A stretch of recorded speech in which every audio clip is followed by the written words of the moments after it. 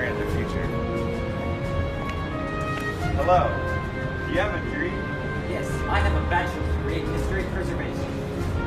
Interesting, but yeah, you're not what I'm looking for. I'm sorry. Okay, do you have a master's degree? I do, but I have poor decision-making skills. Do you think I can still make it? Yeah, no, alright, let's do this. Do you guys have degrees of any sort? No, I'm a runaway. Oh, okay. Does anyone here have a master's degree or anything, or... Oh, you, sir. Oh, I have one. Am I allowed to join in? Yeah, sure.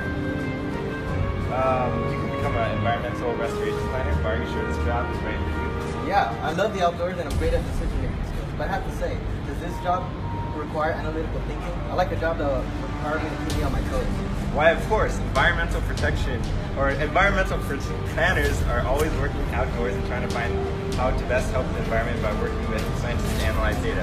Now then, let's take you to our experts and show the rest of the crowd what they should expect from an environmental restoration plan. Environmental planners make about $69,000 annually. And the job outlook is projected to grow from 10% to 14% from 2016 to 2026.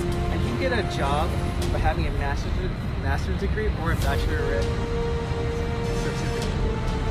And you can start becoming an environmental planner today. It requires a lot of analytical skill, but it provides you with constant exposure to the environment everywhere. And remember, live life cleaner by making Earth greener.